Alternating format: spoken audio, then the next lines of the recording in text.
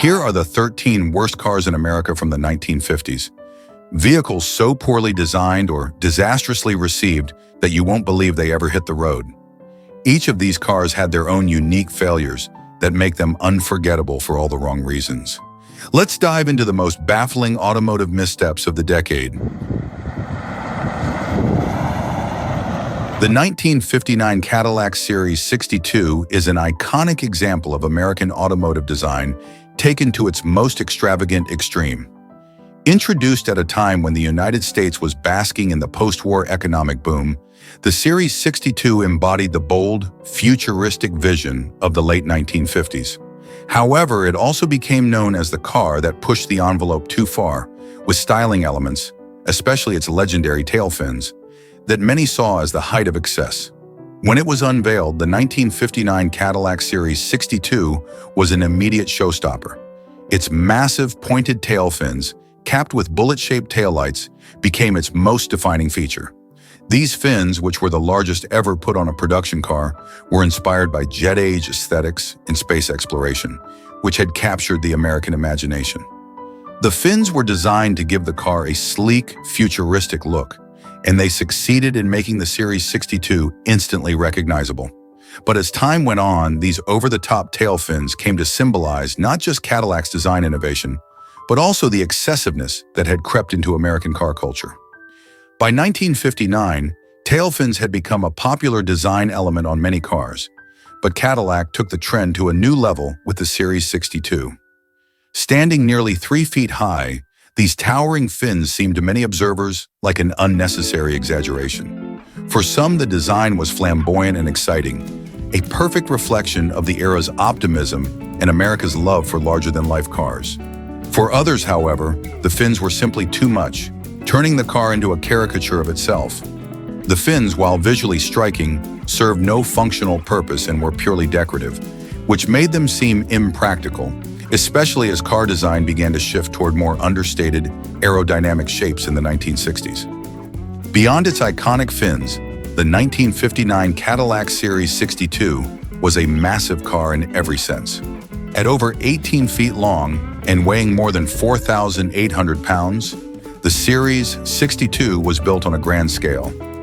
Its sheer size contributed to its reputation as a symbol of automotive excess. The car's wide stance and expansive body panels made it difficult to park and maneuver in tight spaces, and it required a large engine to keep it moving. The Series 62 was equipped with a 390 cubic inch V8 engine, producing an impressive 325 horsepower, but the car's heavy weight meant that fuel efficiency was abysmal, with gas mileage averaging in the single digits. In an era before concerns about oil shortages or environmental impact, the Series 62 was an unapologetic gas guzzler. Inside, the Series 62 was as luxurious as it was large. Cadillac spared no expense in outfitting the car with premium materials and cutting-edge features. The interior was spacious and plush, with leather upholstery, chrome accents, and a dashboard that looked more like the control panel of a jet than a car. Features like power windows, air conditioning, and even an optional Atronic eye, a sensor that automatically dimmed the high beams when another car approached, helped cement the Series 62 as a technological marvel of its time. However, for many buyers, the car's impressive features couldn't outweigh its impracticality, and the car's sheer size and ostentatious design began to work against it. By the late 1950s, the tail fin craze was beginning to wane, and the 1959 Cadillac Series 62 arrived just as American tastes in cars were starting to shift. The flamboyant, overstyled cars of the 1950s were falling out of favor, and the focus was moving toward more conservative, streamlined designs that emphasize performance and efficiency over size and visual impact. The Series 62's massive tail fins, which had been intended as a bold design statement, quickly came to be seen as a symbol of automotive excess. They were widely ridiculed for being impractical, and even Cadillac recognized that the design had gone too far, significantly reducing the size of the fins in its 1960 models. Despite the criticism, the 1959 Cadillac Series 62 has since become a highly sought-after collector's item. What was once seen as excessive and over the top is now viewed with nostalgia and admiration as a representation of a more optimistic, carefree time in American history. The car's extravagant design, particularly its fins, has taken on iconic status, and today the Series 62 is regarded as a classic, celebrated for its audacity, and as a piece of automotive history that represents the pinnacle of 1950s style. In retrospect, the 1959 Cadillac Series 62 remains a fascinating case study in automotive design and consumer tastes. It was a car that embraced the optimism and prosperity of post-war America, pushing the boundaries of what was possible in terms of size, power, and design. At the same time, it serves as a reminder that excess can sometimes be its own worst enemy. The tail fins that made the Series 62 famous eventually became a symbol of its downfall, as buyers began to gravitate toward cars that were more practical. The 1953 Willys Aero was introduced as Willys Overland's attempt to enter the burgeoning post-war compact car market. Following the success of its Jeep models during World War II, Willys hoped to transition into passenger vehicles that would appeal to everyday drivers. The Aero was designed to be a stylish, lightweight, and affordable option that could compete with the likes of Ford, Chevrolet, and Plymouth. However, despite its clean design and aerodynamic name, the Willys Aero failed to make a significant impact in an increasingly competitive market, and it quickly became overshadowed by bigger brands with more advanced offerings. One of the major drawbacks of the Willys Aero was its engine. The Aero was equipped with a modestly powered inline-six engine, which, while reliable, simply didn't offer the kind of performance that buyers were expecting from a car that was supposed to be modern and stylish. In an era when automotive innovation was accelerating rapidly, the Aero's engine felt outdated and underwhelming. It lacked the power needed to stand out in a market where competitors were offering more robust V8 engines and higher horsepower ratings. While Willys tried to market the Aero as a fuel-efficient alternative to larger cars, the trade-off in power was seen as a major disadvantage by many drivers. The lack of modern features also hurt the Willys Aero's appeal. By the early 1950s, consumers were beginning to expect more from their cars, not just in terms of performance, but also in terms of comfort and technology. Features like automatic transmissions, power steering, and air conditioning were becoming more common, especially in cars from the bigger manufacturers. Unfortunately, the Willys Aero lagged behind in this regard. It was a simple, no-frills car that didn't offer the advanced features that buyers could find in vehicles from Ford, General Motors, or Chrysler. This made the Aero feel out of step with the times, particularly as more feature-rich cars became available at similar price points. The Aero's design, while sleek and relatively attractive for its time, was also not enough to make up for its shortcomings. Although the car had a streamlined look, it lacked the kind of bold styling that could turn heads in a crowded market. The larger, more established brands were investing heavily in striking designs, and the Aero's conservative approach couldn't compete. It was a car that didn't inspire much excitement or enthusiasm, especially when compared to the flashy, chrome-laden designs of the era. While the Aero was designed with aerodynamics in mind, its styling simply wasn't enough to give it an edge over more visually appealing competitors.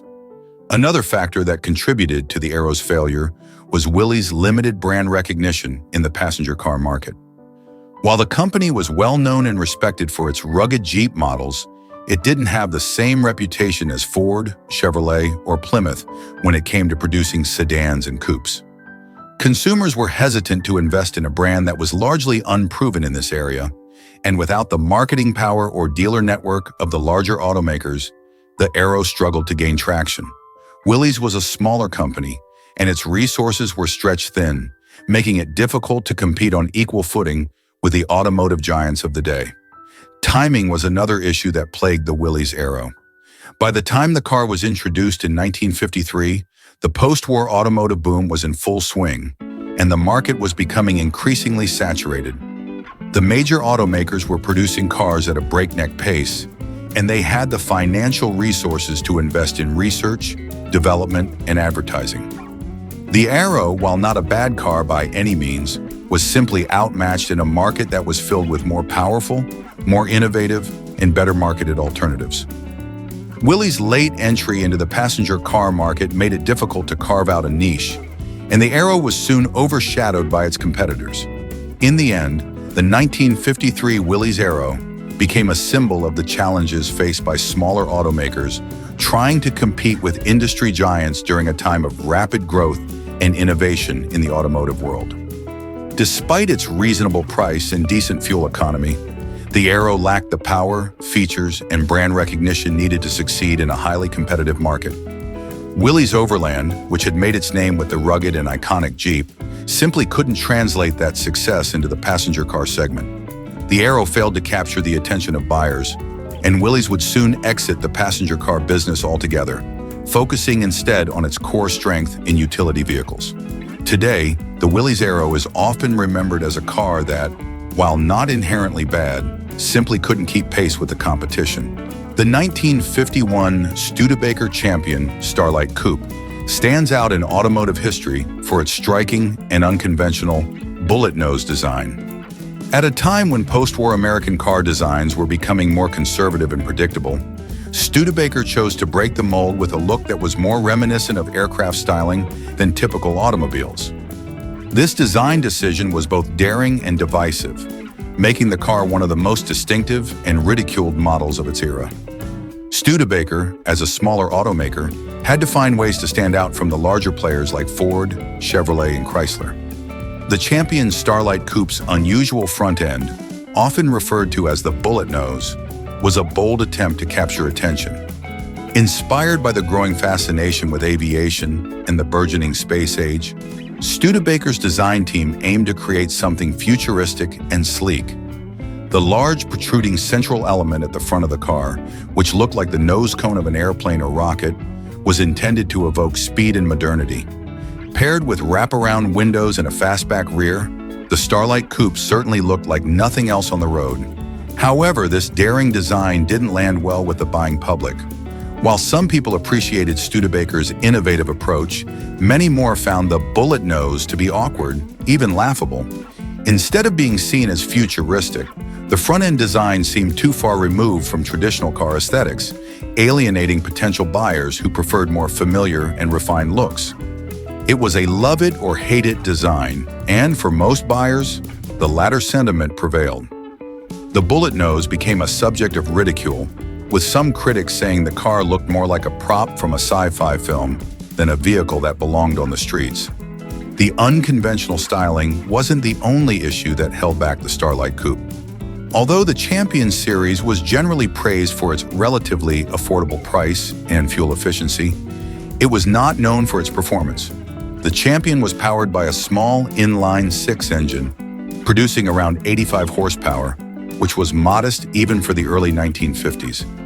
This lack of power further hindered its ability to compete with other models that offered more robust engines and better overall performance. The Starlight Coupe's odd design, combined with its underwhelming powertrain, made it a tough sell for many consumers who wanted both style and substance. Beyond the bullet nose, the overall build of the Studebaker Champion Starlight Coupe also faced criticism. Its construction was relatively lightweight, which was a cost-saving measure that helped with fuel economy, but this often led to concerns about durability and long-term reliability. Buyers were looking for solid, well-built cars that could handle the demands of daily driving, and the Champions sometimes fell short in this area. While Studebaker had a history of innovative design, the execution of the Starlight Coupe's bold ideas seemed rushed or incomplete, leaving consumers with a product that didn't live up to expectations. While the bullet nose design may have been too much for 1950s buyers, the car has gained a level of cult status in the years since. Today, the 1951 Studebaker Champion Starlight Coupe is appreciated by collectors and automotive enthusiasts for the very reasons it was once mocked. Its audacious styling makes it a standout at car shows, where people can appreciate its unique place in automotive design history. The bullet nose, once seen as an oddity, is now viewed with a sense of nostalgia and admiration for Studebaker's willingness to take risks. However, in its own time, the 1951 Studebaker Champion Starlight Coupe was not a commercial success. The polarizing design alienated many buyers, and the car's performance was underwhelming compared to competitors. Studebaker's bold experiment with the bullet nose failed to resonate with a post-war public, that despite the optimism of the era, was not quite ready for such a radical departure from traditional car designs. Ultimately, the Starlight Coupe became more of a footnote in automotive history, a symbol of a company that wasn't afraid to take chances, even if those risks didn't always pay off. The story of the Studebaker Champion Starlight Coupe is a reminder of how design choices can make or break a car's success. While innovation is key to standing out in the competitive automotive world, going too far outside of the box can lead to rejection from a public that wasn't yet ready for such a futuristic vision. For Studebaker, the lesson was a hard one, and it struggled in the years following the Starlight Coupe's release. Nonetheless, its place in history as one of the most visually unique cars ever produced is secure, and it continues to be remembered for its daring, if ill-fated, design. The 1954 Plymouth Plaza was designed as a budget-friendly option in Plymouth's lineup, but its lack of excitement in both design and performance made it one of the more forgettable cars of its time. In a decade when automotive design was flourishing with bold innovations, sleek curves, and powerful engines, the Plaza was plain and uninspired. Its simple, utilitarian look may have made it affordable, but it also failed to capture the imagination of consumers who wanted more flair and style from their cars. Visually, the Plymouth Plaza was devoid of the dramatic styling cues that were becoming hallmarks of the 1950s. At a time when tail fins, chrome, and two-tone paint schemes were all the rage, the Plaza offered a more subdued appearance. Its boxy, unadorned body was practical, but lacked the visual appeal that defined many of its contemporaries. Compared to the eye-catching designs coming out of General Motors and Ford, Plymouth's entry-level offering appeared staid and conservative. While some buyers might have appreciated the simplicity, the Plaza didn't excite the mass market in a way that made it stand out from the crowd. Under the hood, the Plaza's performance left much to be desired as well. Powered by a modest inline-six engine, the car delivered only around 100 horsepower, which was insufficient to compete with other, more powerful models on the market. At a time when consumers were starting to crave speed and muscle in their vehicles, the Plaza's engine felt sluggish and unremarkable. It could get the job done for basic, everyday driving, but it offered little in the way of excitement or driving pleasure. Acceleration was slow, and the car's overall handling was far from sporty. For those who wanted a car that was fun to drive, the Plaza was not the answer. Plymouth positioned the Plaza as a budget vehicle for families or individuals seeking an affordable, reliable car. However, even in the economy segment, it struggled to stand out. Other affordable cars from the era, such as the Chevrolet 150 or Ford's base models, at least offered some semblance of style or performance. The Plaza, by contrast, felt like the most basic option available, with little to recommend it beyond its low price tag. In an era when the American automotive industry was booming and consumers had a wide range of choices, this lack of distinguishing features hurt the Plaza's chances of success. The interior of the Plaza was similarly bare bones, with little to offer in terms of comfort or luxury. The car came equipped with basic seating and a sparse dashboard that didn't offer many amenities. While this was common for lower-priced vehicles, the lack of frills or modern conveniences further cemented the car's reputation as being too plain. Buyers who were looking for any sense of refinement or comfort had to look elsewhere, as the Plaza was built for economy, not luxury. Even compared to other low-end models, the Plaza felt Spartan, leaving it struggling to appeal to a broad audience. One of the reasons the Plaza failed to resonate with buyers was that Plymouth's own lineup offered more exciting options, just a step or two above the Plaza. Models like the Plymouth Belvedere featured more powerful engines, better styling, and more luxurious interiors, all for not much more money. For buyers who could afford a small step up, there was little reason to settle for the bare-bones Plaza when more appealing options were available. This further contributed to the Plaza's identity as a car that lacked a clear audience. Too bland for those seeking excitement, and too basic for those wanting value beyond just affordability. In retrospect, the 1954 Plymouth Plaza is remembered as one of the more unremarkable cars of its time. Its weak engine, uninspired design, and lack of standout features made it easy to overlook in a market flooded with far more interesting alternatives. While it may have been a reliable vehicle for those who just needed basic transportation, The Plaza couldn't compete with the growing desire for style, power, and personality that defined much of the automotive market in the 1950s. Today, the Plymouth Plaza is largely forgotten, overshadowed by more iconic cars of the era that captured the spirit of post-war America. While it may have had a role in Plymouth's history as an entry-level option, its legacy is one of practicality over passion. A car built to do the job, but without the flair or excitement that makes a car memorable decades later. For those who remember the 1954 Plymouth Plaza, it's often as a symbol of missed opportunity in a decade otherwise filled with bold automotive achievements. The 1958 Edsel Ranger is remembered as one of the key players in what became one of the most infamous failures in automotive history, the Edsel brand. Ford had high hopes for the Edsel lineup, with the Ranger positioned as the more affordable model meant to appeal to middle-class buyers. Unfortunately, a combination of factors, including poor design choices, mismanagement, and bad timing, led to the Edsel's downfall, and the Ranger could do little to escape the wreckage. Visually, the Edsel Ranger shared the polarizing design language that defined the entire Edsel brand. Its most striking and controversial feature was the horse collar grille, which some compared to a toilet seat. Intended to be bold and distinctive, the unusual front end instead alienated many potential buyers. The grille was positioned vertically rather than horizontally, breaking from the design conventions of the time and making the car look awkward and ungainly compared to its sleeker competitors. While Ford hoped that the Edsel's unique styling would make it stand out in a crowded market, it instead became the car's biggest liability, with the Ranger becoming the poster child for an automotive design gone wrong. Beyond its questionable aesthetics, the Edsel Ranger also suffered from significant quality control issues. The car was rushed to market, and many of the early models were plagued by mechanical problems and shoddy craftsmanship. Reports of faulty parts, poorly fitted panels, and frequent breakdowns quickly spread, further damaging the Edsel brand's reputation. For a car that was meant to symbolize the future of American automotive design, the Ranger felt like a step backward in terms of build quality and reliability.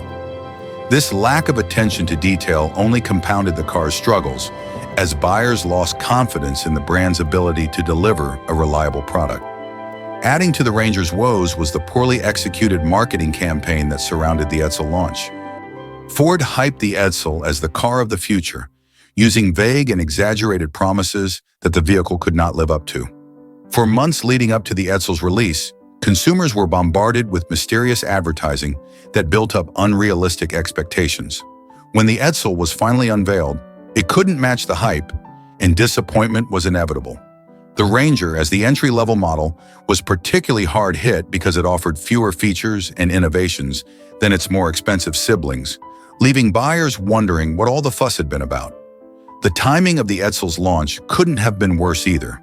By 1958, the American economy had begun to slow down, and consumer preferences were shifting. Buyers were becoming more interested in smaller, more fuel-efficient cars, but the Edsel Ranger, like the rest of the Edsel lineup, was large, heavy, and focused on luxury. This mismatch between what Ford was offering and what the market wanted further sealed the fate of the Ranger and the entire Edsel brand. In an era when practicality and value were starting to take precedence over flashy, over-the-top designs, the Ranger simply couldn't compete. Mechanically, the Edsel Ranger wasn't particularly bad, but it wasn't revolutionary either. It was powered by a range of V8 engines that offered decent performance, but nothing that set it apart from other vehicles in its class. The Ranger came equipped with features like power steering and power brakes, which were fairly standard for the time. But these weren't enough to justify the car's price or to overcome its other significant flaws. Even though Ford invested heavily in trying to make the Edsel a technologically advanced vehicle, the Ranger felt more like a conventional car dressed up with controversial styling. The failure of the Edsel brand, and by extension, the Edsel Ranger, has become a textbook case of how not to launch a car. Ford's miscalculations at every level, from design to marketing to timing, led to one of the biggest disasters in automotive history. The Ranger, as one of the more affordable models, could have been positioned to save the Edsel lineup by attracting a broad swath of middle-class buyers. but it was weighed down by all the negative factors that surrounded the Edsel brand. Today, the 1958 Edsel Ranger is remembered not for its performance or innovation, but for being part of one of the most notorious flops in the car industry. It serves as a reminder that no amount of marketing or hype can make up for a flawed product, and that understanding consumer preferences is crucial to any product's success. While a few Edsel Rangers have found second lives as collectible cars due to their rarity and historical significance, the car itself remains a symbol of what can go wrong when a company tries too hard to be different without delivering the quality and substance that buyers expect. The 1957 Dodge Royal Lancer was released during a time when the American automotive industry was caught up in the tail fin craze, with manufacturers competing to design the most flamboyant and attention-grabbing cars.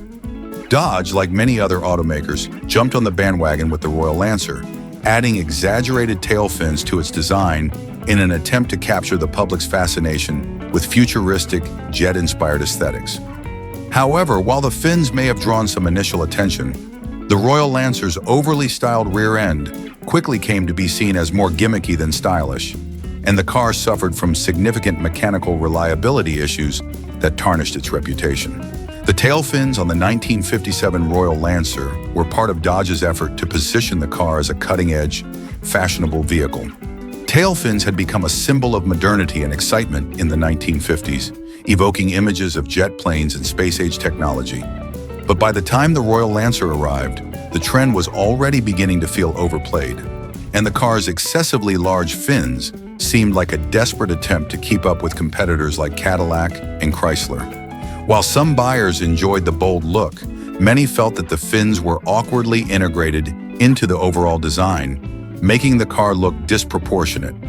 Rather than adding elegance or style, the fins on the Royal Lancer came off as unnecessary and exaggerated, a prime example of automotive design excess.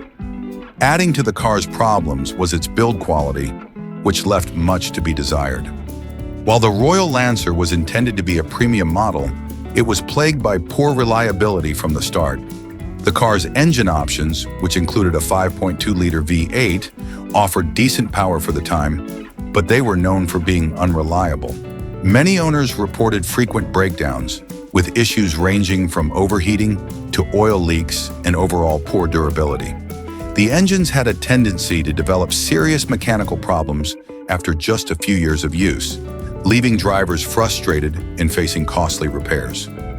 Dodge's reputation for mechanical durability took a hit as a result of the Royal Lancer's troubles, and many buyers began to look elsewhere for more reliable options. It wasn't just the engines that suffered from reliability issues.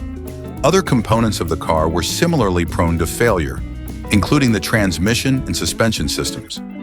Drivers reported that the car's automatic transmission was prone to slipping and premature wear, often requiring repairs long before it should have.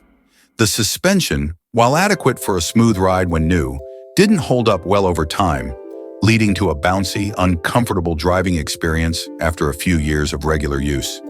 These mechanical issues, combined with the car's styling missteps, made the Royal Lancer a disappointment for many buyers who had expected more from a premium Dodge model. The interior of the Royal Lancer was another area where Dodge struggled to deliver on its promises of luxury. While the cabin was spacious and featured some upscale materials, it lacked the refinement and attention to detail found in rival models.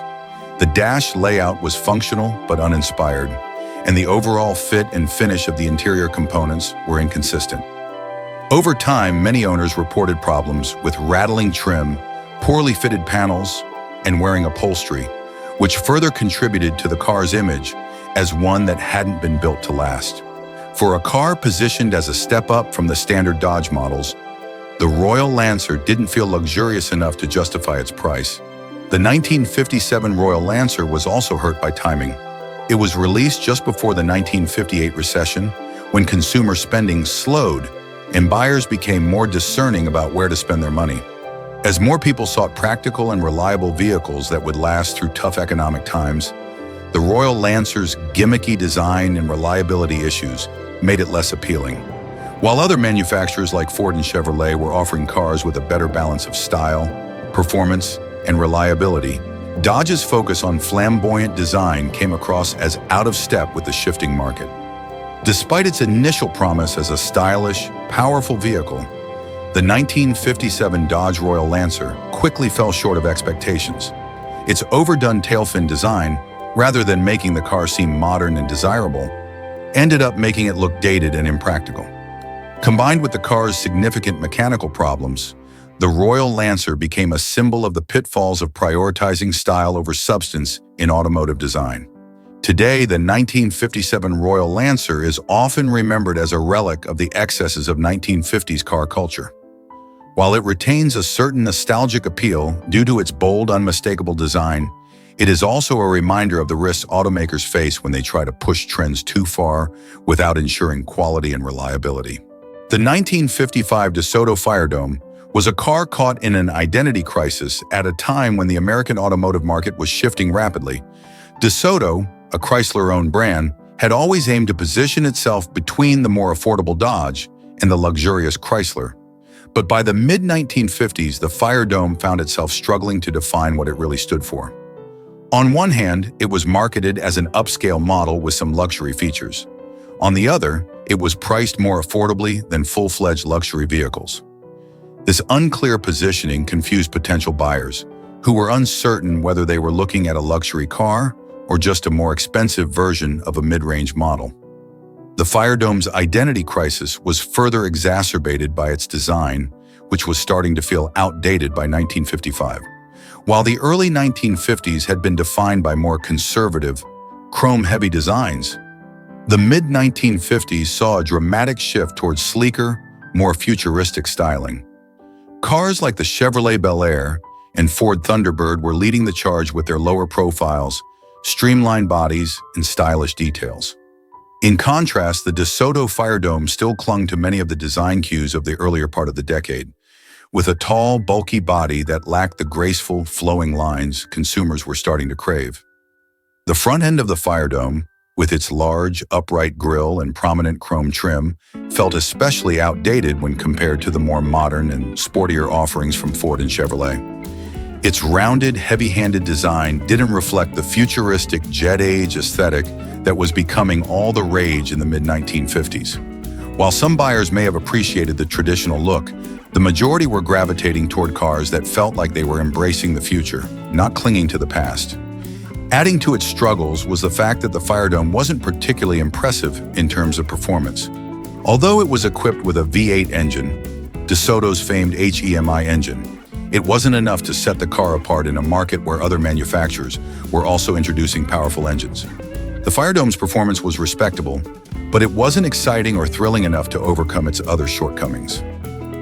By 1955, buyers were looking for not only power, but also agility, and the Firedome's bulky frame and average handling made it feel cumbersome on the road.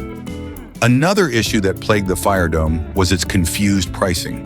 DeSoto attempted to price the Firedome as an affordable luxury option, but it ended up being too expensive for buyers looking for a mid-range car, while also not offering enough in terms of luxury to compete with higher-end brands like Cadillac or Lincoln. This awkward price point placed the Firedome in a strange middle ground, where it was too expensive for the average buyer, but not exclusive enough to attract those seeking true luxury. Buyers who might have considered a DeSoto were more likely to either opt for a less expensive, better-styled car from a competitor or spend a bit more for a vehicle that offered true luxury features and status. The Firedome's marketing also reflected this confusion, as it tried to appeal to a broad audience without successfully winning over any particular group. Advertisements for the car highlighted its luxury features, such as its stylish interior and advanced mechanical options, but these features weren't enough to justify the price for many buyers. At the same time, its image as a DeSoto, rather than a more established luxury brand, made it harder to sell to those who wanted something with more prestige. As a result, the Firedome struggled to find a clear customer base. By 1955, DeSoto was beginning to lose its way, and the Firedome was a reflection of that uncertainty. The brand had once been seen as a forward-thinking, innovative part of Chrysler's lineup, but by the mid-1950s it was becoming increasingly clear that DeSoto was struggling to keep up with the rapidly changing tastes of American consumers.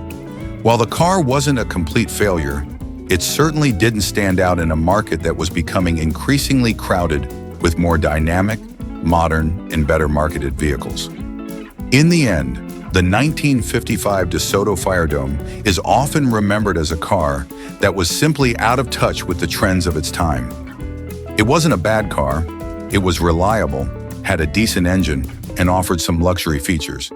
But it didn't offer enough in any one area to make a strong impression. Its outdated design, confused identity, and awkward pricing left it feeling like a car that was stuck between two worlds, and as a result, it failed to capture the imagination of buyers in the way that more iconic cars of the 1950s did.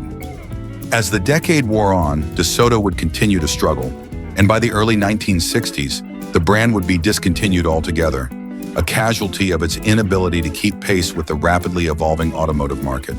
The 1959 Chevrolet Biscayne was introduced as a budget-friendly option in Chevrolet's lineup, aimed at providing an affordable choice for consumers who prioritize price over luxury. However, in its quest to keep costs down, the Biscayne became so stripped of features and styling that it ended up feeling bare bones, lacking the basic amenities and appeal that buyers of the late 1950s had come to expect. In an era when cars were symbols of status, comfort, and style, the Biscayne's utilitarian approach made it a tough sell. At a time when car buyers were drawn to sleek, flamboyant designs and chrome-laden exteriors, the Biscayne stood out for all the wrong reasons. While Chevrolet's higher-end models like the Impala boasted striking, futuristic tail fins and elaborate detailing, the Biscayne was a minimalist, no-frills alternative. Its simplified exterior had none of the flashy flair that made other Chevrolets popular in the 1950s. This austerity in design was intentional, as the Biscayne was meant to be affordable, but it backfired as it failed to capture the imagination of consumers who were used to the bold, dynamic styling of the era. Inside, the stripped-down nature of the Biscayne became even more apparent. The interior was devoid of many of the comfort features found in higher-end models. Chevrolet cut corners by using basic materials and offering minimal options for upholstery or trim, while competitors were offering cars with luxurious bench seats, advanced radios, and even power windows. The Biscayne offered basic seating and Spartan controls. For drivers who were accustomed to the comfortable interiors of mid to high-tier cars, the Biscayne felt uninviting and lacking in the creature comforts they desired. Performance was another area where the Biscayne fell short. The car was available with a selection of engines, but its base model came with a small, underpowered inline-six engine that didn't offer much in terms of acceleration or driving excitement. While more powerful V8 options were available, they drove up the price and somewhat defeated the purpose of buying the budget-oriented Biscayne in the first place. For buyers who opted for the cheaper engines, the car felt sluggish and unimpressive on the road. At a time when American car culture was embracing powerful, fast vehicles, the Biscayne's lackluster performance didn't do it any favors. Chevrolet's decision to position the Biscayne as an economy model also meant sacrificing many of the technical and mechanical advancements that were becoming standard in other cars. By 1959, automatic transmissions and power steering were becoming increasingly common, even in mid-range vehicles. However, the Biscayne came equipped with a basic manual transmission, and power steering was not included unless buyers paid extra. This lack of modern conveniences made the car feel outdated and less competitive in a market that was rapidly advancing in terms of automotive technology. The timing of the Biscayne's release also worked against it. The late 1950s was a period of economic prosperity in the United States, and many consumers were willing to spend a little more to get cars that reflected their newfound wealth. Chevrolet's more expensive models, like the Impala, were flying off the lot thanks to their combination of style, performance, and comfort. In contrast, the Biscayne's focus on economy and simplicity made it seem like a relic of an earlier time when basic transportation was all many Americans could afford. For those buyers who did choose the Biscayne, its appeal lay almost solely in its low price. It was one of the cheapest full-size cars on the market, and for families on a tight budget, it offered a way to own a new vehicle without breaking the bank. But even among budget-conscious consumers, the Biscayne faced stiff competition. Ford, Plymouth, and other manufacturers were offering similarly priced vehicles that included more features, better styling, and stronger performance, making the Biscayne feel like a last resort rather than an attractive choice. Over time, the Biscayne would continue to be offered as Chevrolet's budget model, but it never escaped its reputation as a stripped-down, bare-bones vehicle. In an era when car buyers increasingly expected more from even the most affordable vehicles, the Biscayne's lack of power, comfort, and style left it feeling like an afterthought in Chevrolet's lineup. The car's shortcomings were emblematic of the challenges American automakers faced as they tried to balance affordability with consumer demand for more sophisticated and feature-rich vehicles. In the end, the 1959 Chevrolet Biscayne remains a symbol of the limitations of the economy car approach during a time when consumers wanted more than just basic transportation.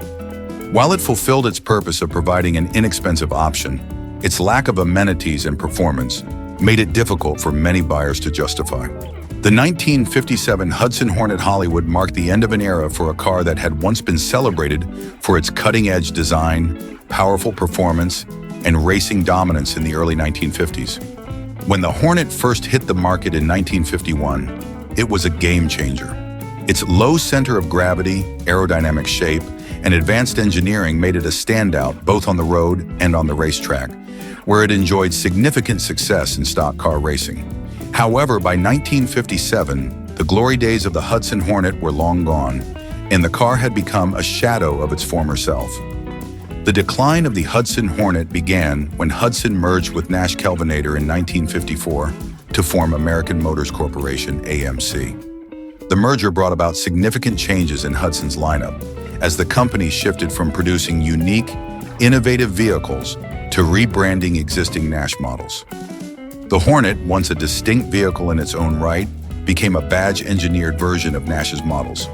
This shift in focus significantly diluted the car's identity, and by the time the 1957 model rolled around, the Hornet had lost much of the flair that had once made it so special. One of the major reasons the 1957 Hudson Hornet Hollywood failed to live up to its predecessors was its outdated design. In the early 1950s, the Hornet's sleek, low-slung body and step-down design were revolutionary, giving the car superior handling and a modern look. However, by 1957, the automotive industry had moved on. The Hornet's once futuristic design now looked bulky and dated compared to the sleek, futuristic lines of newer cars. The Hornet had failed to evolve, and its design no longer captured the imagination of car buyers in the late 1950s, who were looking for more modern styling and cutting-edge technology. The car's performance, once one of its strongest selling points, also failed to keep up with the times. The early Hornets had been known for their high-performance engines, which had dominated stock car racing.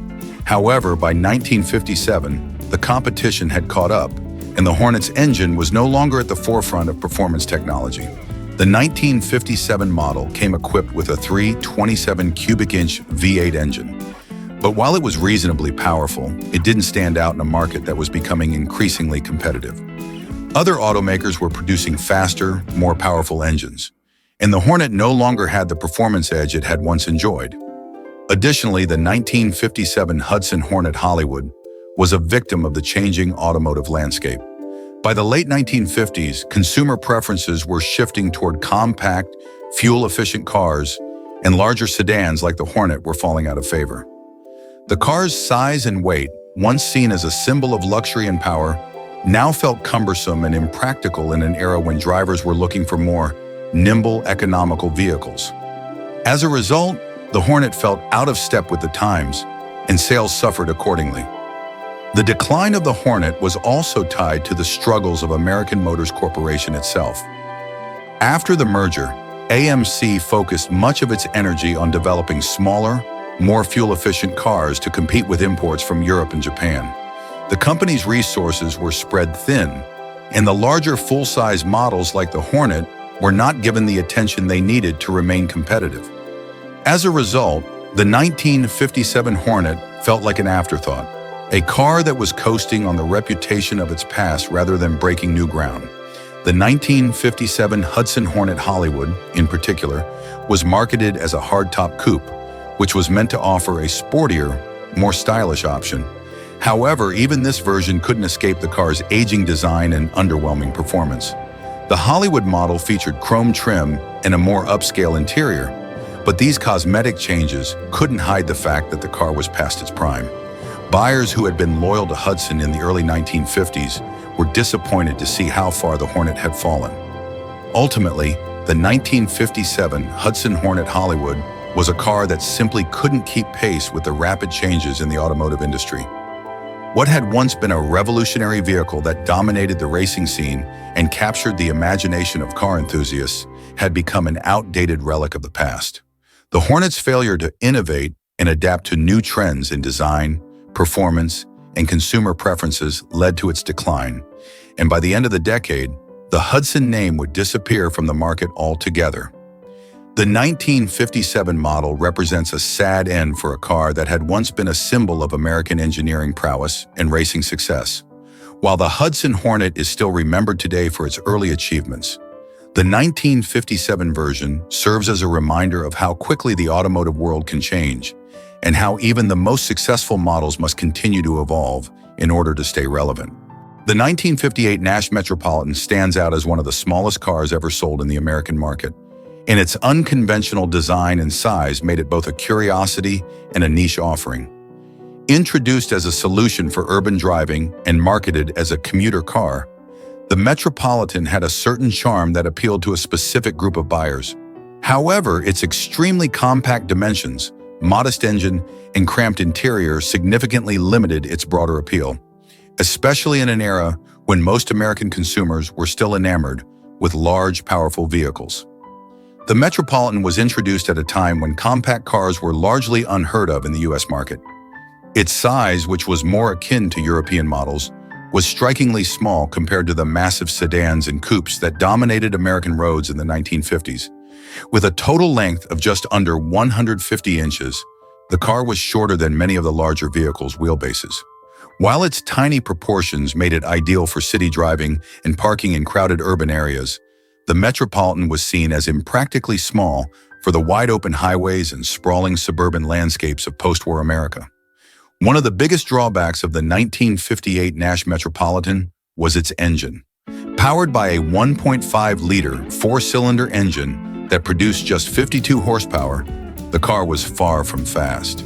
Its performance was adequate for city driving, but lacked the power needed for comfortable highway cruising, especially when compared to the large V8-powered cars that were the norm in the 1950s. The Metropolitan's sluggish acceleration and top speed left much to be desired, particularly in a market where performance and power were prized attributes. The car simply couldn't compete with the muscle and speed of its full-size counterparts. The small size of the Nash Metropolitan also resulted in a cramped interior, which further limited its practicality. The car had only 2 doors and seating for 2 adults in the front, with a small bench in the rear that was best suited for children or extra cargo. For families or anyone who needed to transport more than 2 people, the Metropolitan was a non-starter. Its limited interior space, combined with its tiny trunk, made it ill-suited for road trips, family outings, or carrying large amounts of luggage. In an era when American families were growing and suburban life revolved around larger vehicles that could accommodate passengers and cargo, the Metropolitan's tight quarters were a significant downside. In terms of styling, the 1958 Metropolitan did have a quirky, cute aesthetic that some buyers found endearing. Its rounded lines, two-tone paint schemes, and almost toy-like appearance gave it a whimsical charm, and it certainly stood out in a sea of massive tail-fin sedans. However, this styling was not universally appealing. While some drivers appreciated its distinctive look, others viewed it as too cutesy or impractical for a serious car. Its unconventional design, while memorable, didn't resonate with mainstream buyers who favored more traditional styling cues. The Nash Metropolitan was also a victim of bad timing. It entered the market at a time when American consumers were not yet ready for compact cars. In the late 1950s, the U.S. was still in the grip of post-war prosperity, and bigger was better when it came to cars. Automakers were emphasizing size, power, and luxury, and the idea of driving a tiny, underpowered car didn't fit with the cultural zeitgeist. It wasn't until the oil crises of the 1970s that Americans began to seriously consider compact, fuel-efficient vehicles. By then, the Metropolitan had long since disappeared from the market, its appeal too limited to make a lasting impact. While the Nash Metropolitan had its niche following, it was never able to attract a wide audience. Its combination of tiny size, limited performance, and cramped interior made it an outlier in a decade, defined by automotive excess and luxury. It was a car ahead of its time in some ways, but its appeal was always going to be limited in a market that favored the big, bold cars of the 1950s. In retrospect, the 1958 Nash Metropolitan is remembered fondly by some as a quirky, charming car that dared to be different. However, it was simply too small, too slow, and too impractical for most American drivers.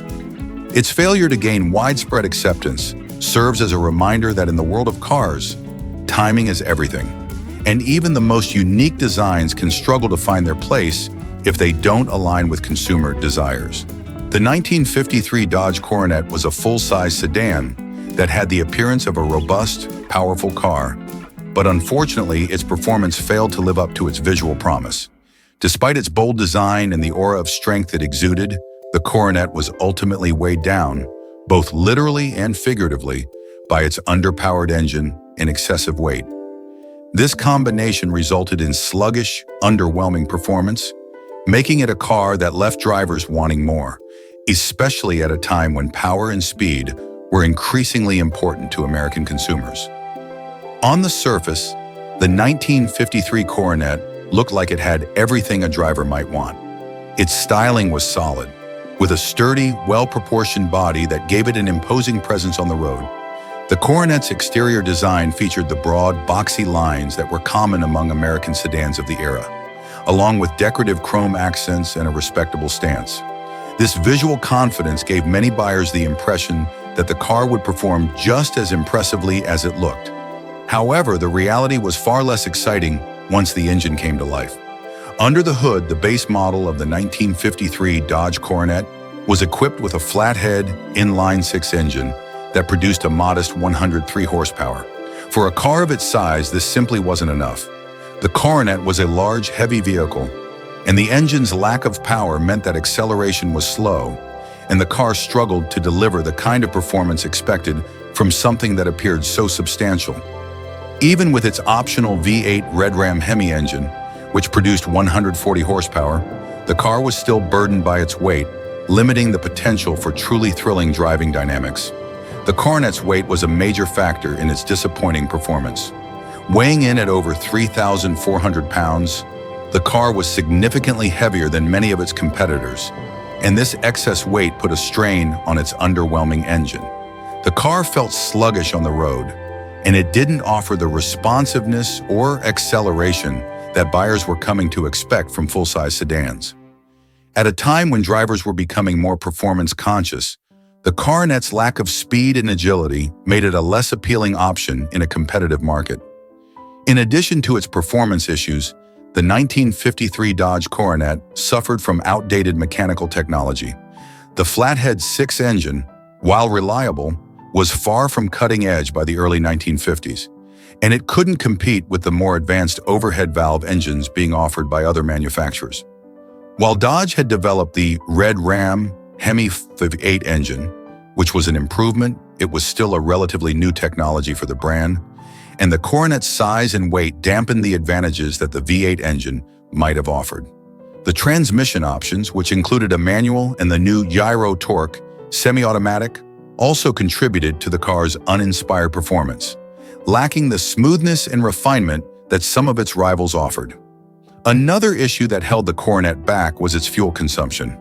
Given its size and weight, the car was quite thirsty, which became an increasing concern for consumers as fuel efficiency started to gain more importance. Although fuel prices weren't the same pressing issue in the early 1950s as they would be in later decades, the Coronet's inefficient fuel consumption added to the overall sense that it was too much car for too little performance. Drivers who were looking for a balance between power, efficiency, and driving pleasure often found better alternatives from competing brands. In a decade that saw rapid advancements in both automotive performance and design, The 1953 Dodge Coronet found itself falling behind. It was a car that looked powerful, but its heavy body and underpowered engine resulted in a driving experience that couldn't meet the expectations set by its appearance. The combination of weight and sluggish performance made it difficult for the Coronet to compete with more agile and powerful cars on the market.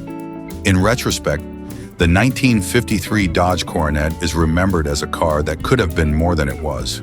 Its solid design and visual appeal gave it potential, but the lack of performance made it a disappointment for many drivers. As the 1950s progressed, Dodge would go on to improve its engine offerings and refine its designs. But the 1953 Coronet remains an example of a car that was simply too heavy for the power it had, leaving it stuck in the slow lane during an era that increasingly prized speed, power, and innovation. The 1952 Ford Mainline was designed with affordability in mind, but it took the concept of budget-friendly to an extreme. Ford's intention with the Mainline was to provide a no-frills, practical car for the average American family. However, in stripping down the car to its bare essentials, they created a model that felt overly basic, even for buyers in the economy segment. The lack of any real comfort or luxury features made it less appealing, and many potential buyers opted for more expensive cars that offered better value for a slightly higher price. From the outside, the 1952 Ford Mainline had a straightforward and conservative design. It lacked the chrome trim and stylish flair that characterized many of its competitors.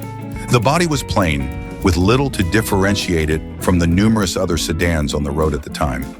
While some might appreciate the simplicity, the Mainline's design came across as too utilitarian for a decade, when car buyers were increasingly looking for something with personality and style. Even in its era, when post-war austerity still lingered, the Mainline's stripped-down appearance seemed a step too far. Inside the car, the bare-bones approach became even more apparent. The interior was functional but Spartan. Comfort features were almost non-existent, with basic bench seating and minimal upholstery. There were few options for customization or upgrades, meaning that even if a buyer wanted to add more comfort or style, there wasn't much to work with. While simplicity was a selling point for some, the complete lack of luxury features left many consumers unimpressed, especially when compared to what other manufacturers were offering for just a bit more money. Mechanically, the 1952 Ford Mainline was competent but uninspired. The car came equipped with a choice of engines, including a 215 cubic inch inline six and a 239 cubic inch V8. While both engines were reliable and provided adequate power for everyday driving, they didn't offer anything exciting in terms of performance. The V8 in particular was standard fare for the time, but the Mainline's overall package lacked the refinement to make it feel like a good deal. Additionally, the car's handling was average at best, with nothing about the driving experience standing out as particularly enjoyable or dynamic. The budget nature of the Mainline extended to every aspect of its construction. Build quality was functional but not robust, with cheaper materials used throughout the car. While this kept costs down, it also meant that the Mainline felt somewhat flimsy and prone to wear over time. Consumers who bought the car for its low initial price often found that it didn't hold up as well as they hoped, especially compared to other slightly more expensive models that offered better durability and comfort. One of the biggest problems the 1952 Ford Mainline faced was competition, both within Ford's own lineup and from other brands. Ford's Custom Line and Crestline models, though more expensive, offered a much better balance of features and value, making them more attractive to buyers who didn't mind paying a little extra for added comfort and style. Other automakers like Chevrolet and Plymouth also offered similarly priced cars with more to offer in terms of design, features, and performance. In this environment, the Mainline struggled to stand out, as consumers gravitated toward cars that felt like a better long-term investment. The timing of the Mainline's release was also unfortunate, as it came during a period when American consumers were starting to expect more from their cars. The early 1950s were a time of growing prosperity, and buyers were increasingly looking for vehicles that reflected this. They wanted not only reliability but also style, comfort, and features that would make driving an enjoyable experience. In this context, the Mainline's simplicity felt less like a virtue and more like a missed opportunity. In the end, the 1952 Ford Mainline is remembered as a car that was too basic for its own good. While it did provide reliable budget transportation, it failed to offer the kind of extras or style that many buyers were willing to pay for. Its overly Spartan nature meant that it didn't attract much attention, and for those who could stretch their budget just a little bit further, there were plenty of better options available. In hindsight, the Mainline serves as an example of how focusing too much on cost-cutting can result in a product that, while affordable, lacks the appeal to truly succeed in a competitive market. The 1954 Lincoln Capri was designed to embody luxury, elegance, and cutting-edge technology, showcasing Ford's ambition to compete in the premium car segment. With its sleek design, powerful V8 engine, and innovative air suspension, it aimed to provide a refined and comfortable driving experience for those seeking an upscale automobile. On the surface, it had the potential to be a standout in the luxury market, but beneath the glamorous exterior lay a series of mechanical and engineering flaws that would prove to be its undoing. One of the most talked about features of the 1954 Lincoln Capri was its advanced air suspension system. At the time, air suspension was considered revolutionary, promising a smoother ride and superior handling by automatically adjusting the car's height and damping based on driving conditions. This system used air springs in place of traditional metal coils, which theoretically would create a cushion of air to absorb road imperfections, offering passengers a more comfortable ride over rough surfaces. The idea was to provide a level of sophistication that would set Lincoln apart from competitors like Cadillac, known for its smooth boulevard ride. Unfortunately, the reality of air suspension on the Capri was far less ideal. While it was designed to give the car a cutting-edge edge, the technology was simply not reliable enough at that time. The air suspension system was prone to failures, including leaks in the air springs, malfunctioning compressors, and control unit issues. These failures led to a range of problems. Some cars sagged in the rear, while others rode unevenly, and in many cases, the suspension could fail entirely, leaving the car undrivable or with a severely compromised ride quality. As the car aged, these problems became more pronounced, turning what was supposed to be a luxury feature into a costly nightmare for many owners. The cost of repairing these systems was astronomical. Air suspension components were far more expensive to replace than conventional springs, and many mechanics were not equipped to deal with the new technology. This meant that Lincoln Capri owners had to go to specialized service centers, where the complexity of the repairs further drove up costs. At a time when many buyers were looking for reliability and value, the Capri's frequent trips to the shop undermined its reputation as a practical luxury vehicle. Beyond the suspension problems, the Capri's handling left much to be desired. Despite being marketed as a smooth and comfortable car, it was heavy and cumbersome on the road. The car's large size and weight, combined with the unreliable suspension, made it difficult to maneuver, especially in tighter spaces or during high-speed driving. While it was designed for straight-line cruising on highways, it struggled with sharp turns and city driving, making it less enjoyable and more of a chore in everyday use. This disconnect between the car's performance and its marketing left many drivers disappointed. Lincoln had promised a luxury experience on par with the best vehicles of the era, but the Capri's poor handling, particularly in comparison to more nimble competitors, hurt its appeal. The car's bulk made it feel unwieldy, and while its V8 engine had plenty of power on paper, the car's overall heft negated much of that performance. Acceleration felt sluggish, and the car didn't have the dynamic driving qualities that more performance-focused buyers might have expected from a high-end vehicle. Fuel economy was another area where the 1954 Lincoln Capri struggled, although this was an issue that plagued many large American cars of the time. The car's large V8 engine and heavy frame meant that it guzzled gasoline at an alarming rate. In the early 1950s, fuel prices were not as much of a concern as they would become later in the decade. But the Capri's inefficiency was still notable. Its combination of poor fuel economy and high repair costs made it an expensive car to own and maintain, further tarnishing its image among buyers who had hoped for a hassle-free luxury experience. In terms of design, the Capri had a certain elegance that appealed to some buyers, but it was also seen as somewhat conservative and outdated by others. The car's styling was not as forward-thinking as some of its contemporaries, which embraced more modern, sleek lines. The 1950s were a time of automotive exuberance, with tail fins, chrome, and futuristic designs dominating the market. In comparison, the Capri's relatively understated look didn't have the same visual impact, and while it was certainly handsome, it didn't stand out in a market where bold design was increasingly in demand. These 13 cars from the 1950s represent the automotive missteps of an era that was otherwise known for bold innovation and design. They might have been made with good intentions, but their poor execution and awkward designs make them memorable for all the wrong reasons.